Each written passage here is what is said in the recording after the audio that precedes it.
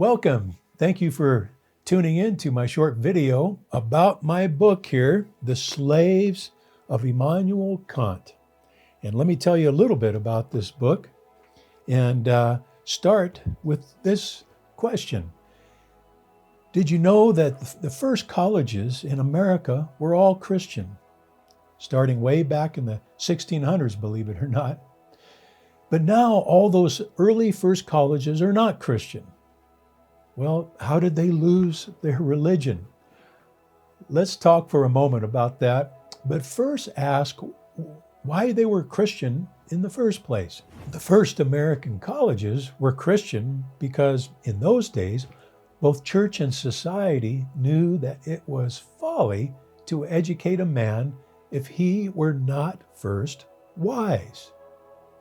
They understood that the beginning of wisdom, as the Bible says, was in fact the fear of God. An educated man is potentially a dangerous man if he is not moored to eternal laws like you shall not murder or do unto others as you would have them do unto you.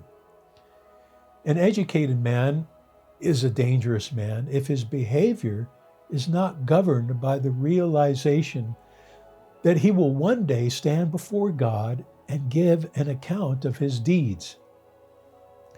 Now, in this book, I show that the colleges were indeed Christian, and that was very, very important then to them and vital to our nation's success. But things changed, and these colleges' faith became weak, and then they lost it altogether. How?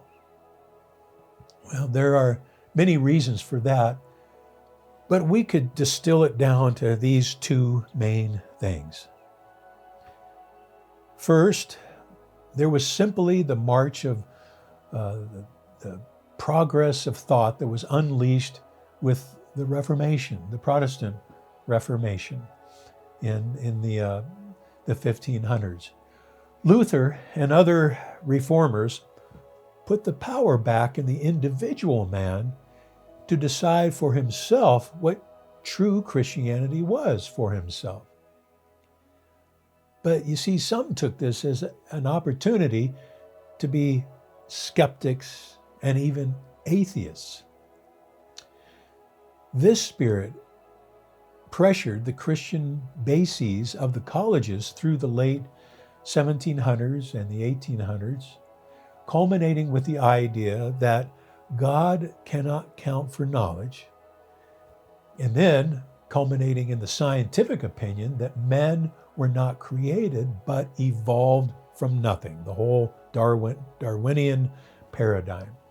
Nevertheless, colleges resisted this pressure, but they were finally overwhelmed when the idea arose in the late 1800s that reality is not outside of a man, the things of observation, but reality comes from within him.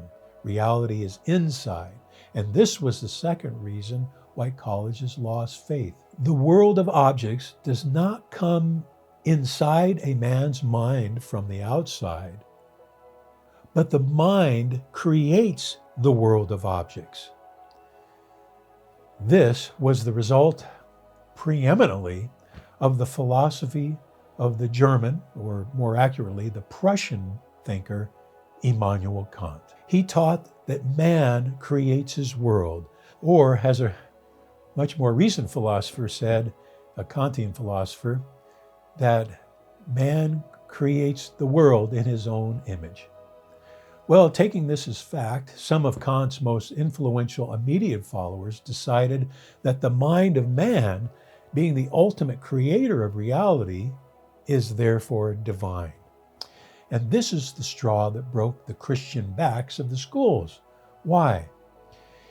Because when skeptical naturalistic philosophers and scholars who were already hostile to the faith and who had already infiltrated the schools began thinking of themselves and their work as divine, there were then no restraints on what they would do to have their own way.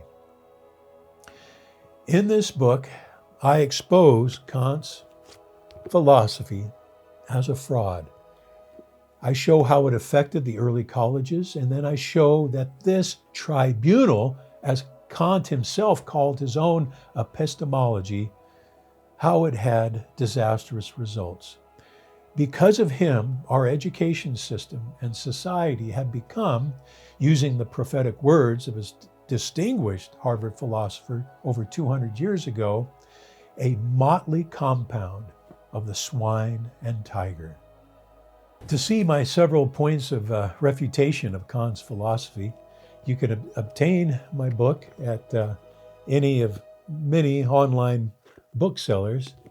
And these points of refutation are also presented in a more expansive video about this book called Are You a Slave of Immanuel Kant?, which is accessible in the link below. May the day one day come when we are no longer under the tyranny of Kant's irrational tribunal. And thank you for tuning in. May God bless you.